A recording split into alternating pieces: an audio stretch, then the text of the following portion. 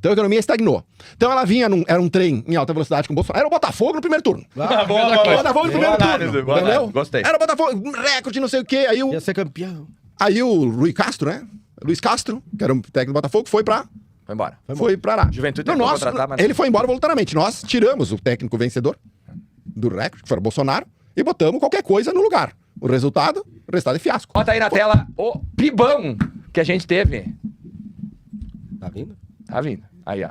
Pibão. Chegou. Ah, chegou o Tá pibão. pra nós já o áudio? Tá. Volta pra nós. Vai lá, professor. Fala. Primeiro, Chegou essa arte quem Não, fez... um adolescente O adolescente no Word. com vai. déficit de aprendizado. Nossa. Não, mas é sério mesmo. Vou dar uma... Vocês Consegue querem... deixar na tela Se agora, vocês né? querem zoar o governo federal, a tática é infalível. Vai na rede do governo. Aí. A comunicação é péssima. Paulo Pimenta, que é o ministro da SECOM, ele é muito fraco. Muito fraco. E aí eles vieram com essa do Pibão. Chegou o Pibão. Primeiro que o Pibão é menor que o PIB do Bolsonaro do ano passado, 2022, com guerra da Ucrânia e... Certo?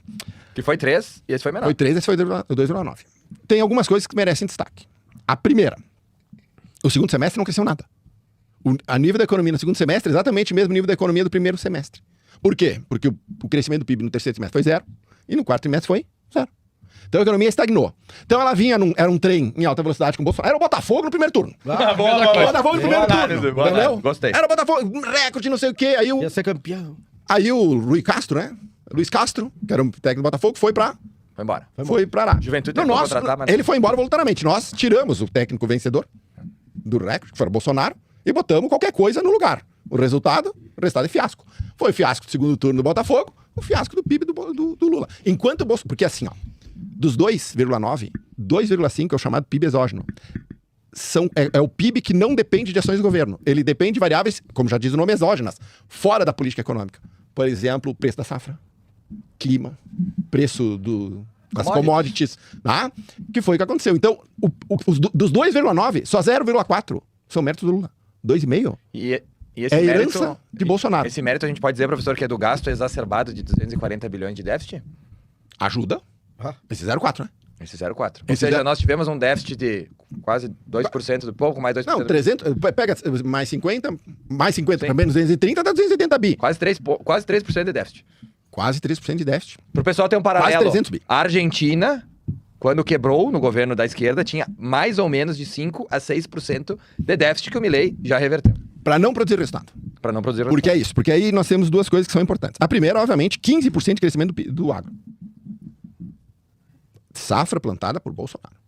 Então, o Lula nem sequer deveria agradecer. Já falei pra vocês. Tinha que ter botado lá uma foto do Bolsonaro lá no gabinete presidencial e agradecer ao ex-presidente que deixou alguma coisa de herança boa para esse governo destruir. A segunda é o seguinte. Tá, e o futuro? Existe um catalisador do futuro que é a taxa de investimento, né?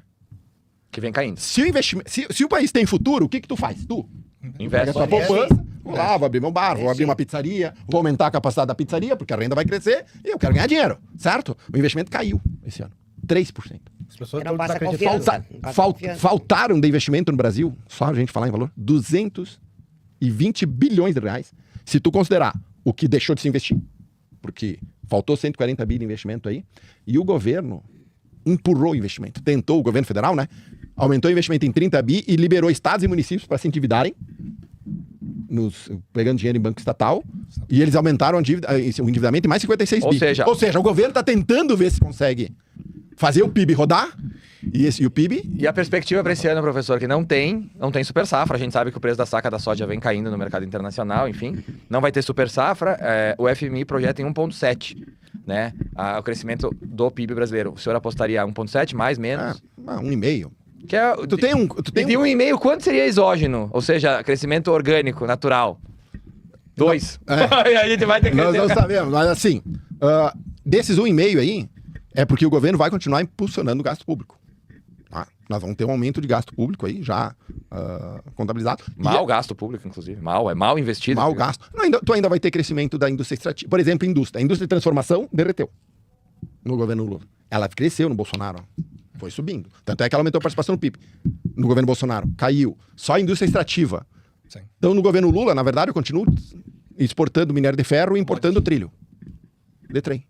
É isso. E é isso. Esse é o governo do amor. Que bom que o amor venceu, né? Ah, que bom. Mas é incompetente que dói. Viu, o deputado Marcon? Tinha que pegar uma da fala do começo do deputado Cláudio aqui. Acho que nós estamos fazendo escola, porque isso é péssima a comunicação do Lula aqui em Caxias. Cara, aqui em Caxias é a escola desse governo, porque é péssima a É nossa que também, pra comunicação. saber o que vender, Olha, tem é que ter o horrível. que vender, né? Senão também fica difícil. Solta!